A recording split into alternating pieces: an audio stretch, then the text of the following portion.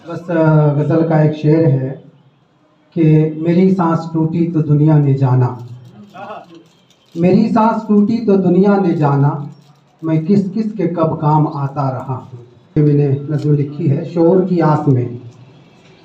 चलाओ मुझ पर तीर, बर्छियों से वार करो, चलाओ मुझ पर तीर, बर्छियों से वार करो, छलनी कर दो मेरे सारे वजूद को। चलाओ मुझ पर तीर, बर्छियों से वार करो, छलनी कर दो मेरे सारे वजूद को।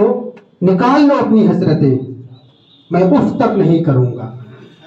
आगे है, निकाल लो अपनी हसरतें, मैं उफ तक नहीं करूंगा, क्योंकि मैं पैदा हुआ था एक शऊर के साथ। मैं पैदा हुआ था एक शऊर के साथ, जो बरसों पहले मुझसे छिन चुका है। मैं पैदा हुआ था एक शऊर के साथ, जो बरसों पहले मुझसे छिन चुका है। और अब तुम्हारी ये कोशिशें शायद मेरे कुछ काम आ जाएं, और अब तुम्हारी ये कोशिशें शायद मेरे कुछ काम आ जाएं, और मेरा ये बुझा हुआ वजूद फिर से शऊर आशना हो।